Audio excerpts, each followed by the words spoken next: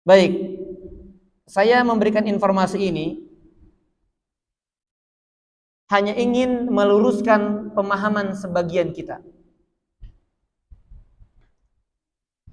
Kalau kita satu kali khatam di bulan Ramadan ini, satu kali khatam Al-Quran baca, kita dapat, dan diterima sama Allah ya, kita dapat 3.236.710 pahala.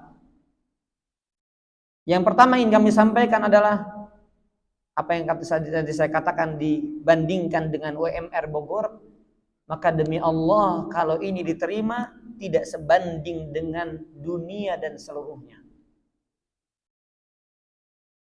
Tidak sebanding pahala yang Allah berikan dengan dunia yang kita dapatkan dari hasil pekerjaan kita atau bisnis kita, atau mungkin hadiah orang lain yang diberikan kepada kita. Tidak sebanding. Jangankan untuk dibandingkan dengan jumlah 3.236.710. Kita buang semua angka dan kita sisakan 2 angka terakhir saja. 2 angka paling terakhir. 1 angka dari urutan 2 yang paling terakhir, yaitu 1. Yang tadi 3236710. Kita ambil angka sebelum terakhir, yaitu 1. Kalau 1 pahala saja diterima oleh Allah Subhanahu wa taala, Bapak Ibu rahimani Allah wa iyyakum, maka ini tidak sebanding dengan dunia dan seisinya. Kenapa demikian? Karena dunia dan seisinya ketika diberikan Allah kepada kita, seandainya kita ditetapkan menjadi penghuni neraka, kemudian kita berkata kepada Allah, ya Allah, aku ingin keluar dari api neraka dan biarkan aku tembus dengan dunia dan seisinya, maka Allah tidak akan pernah keluarkan kita dari api neraka. Dunia dan seluruh isinya tidak berharga untuk kebahagiaan dunia akhirat. Tidak ada harganya. Dalilnya? Ingin dalilnya? Ada dalilnya. Saatnya kita mentadaburi Al-Quran dan mentadaburi, merenungi kehidupan kita dari ayat Al-Quran yang kita baca. Surat Ali Imran ayat ke-91. Ya Allah, benarlah apa kata para ulama, begitu mahalnya surga Allah Subhanahu wa taala. Bahkan bukan kata para ulama, kata Nabi SAW. Begitu mahalnya surga Allah Subhanahu wa taala, tetapi kita mengabaikannya dengan kenikmatan dunia.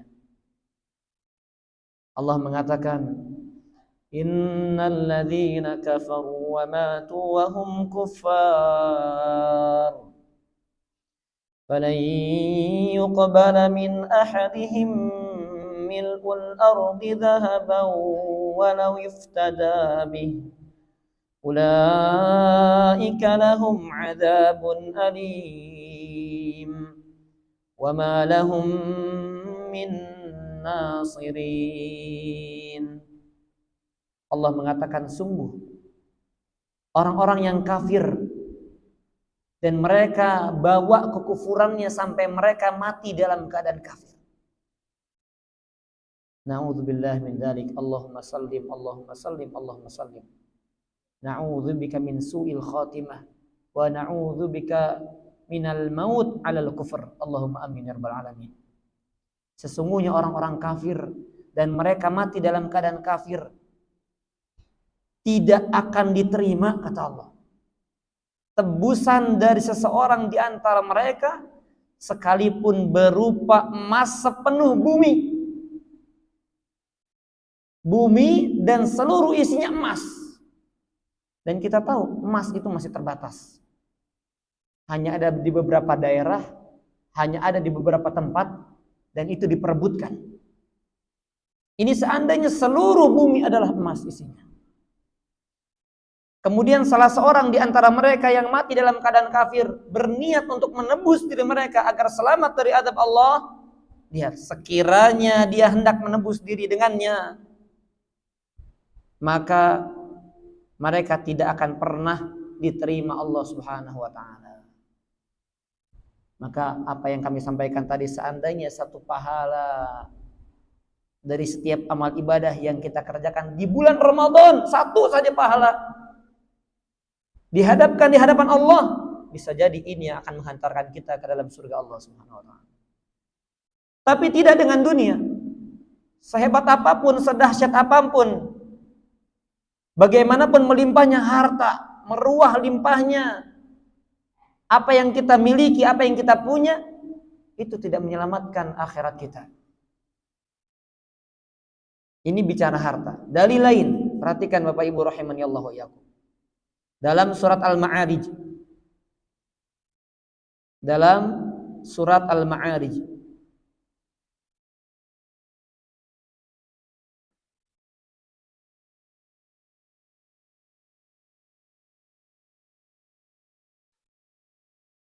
Saking mahalnya surga Bapak Ibu.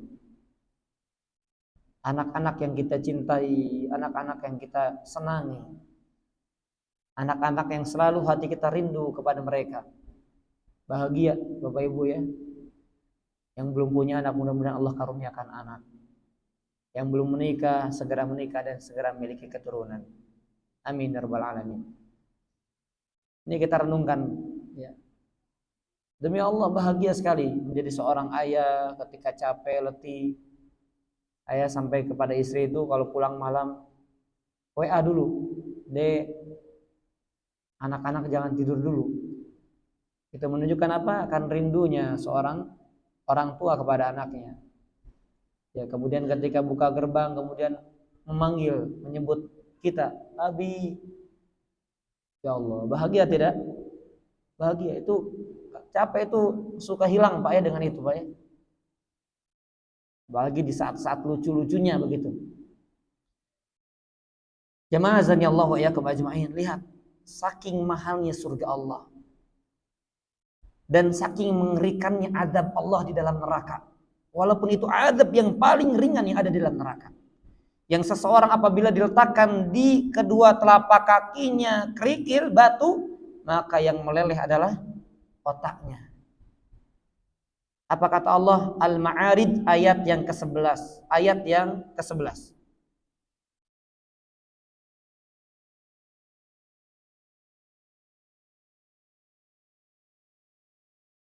Mereka ketika melihat neraka, mereka ketika menyaksikan bagaimana perihnya kehidupan yang ada dalam neraka Allah Subhanahu wa taala. Apa kata Allah?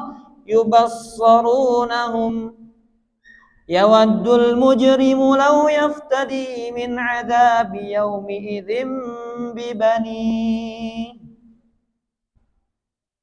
Sedang mereka saling melihat kata Allah. Pada hari itu orang yang berdosa ingin sekiranya dia dapat menebus dirinya dari azab dengan anak-anaknya. Saking mengerikannya azab, ya Allah, enggak apa-apa anak saya aja. Biar anak saya aja yang saya korbankan, yang penting saya selamat dari api neraka. Ya saking mengerikannya sampai anak yang dia cintai, yang dia sering rindui,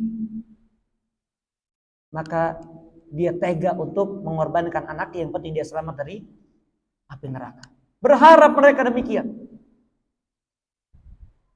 Bahkan apa kata Allah di ayat berikutnya? Wa sahibatihi wa akhihi. Dan istrinya dan saudaranya, istrinya dikorbankan untuk menjadi tebusan dari api neraka Allah.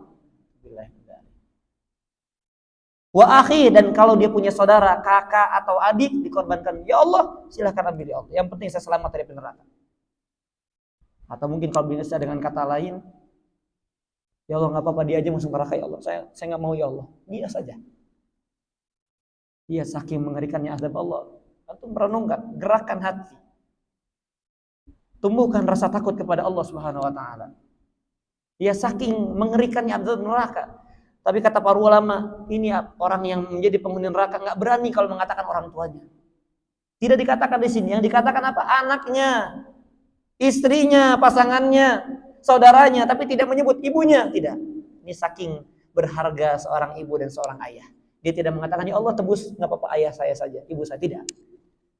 Ini di antara hikmah lain. Tapi kita bicara bagaimana kerasnya, bagaimana pedihnya, bagaimana dahsyatnya siksa Allah Subhanahu wa taala. Wala yusiku wasaqahu ahad, kata Allah dalam surah Al-Fajr, tidak ada ikatan yang lebih keras, yang lebih kejam yang lebih mengerikan daripada ikatan Allah kelak pada hari kiamat. Kenapa?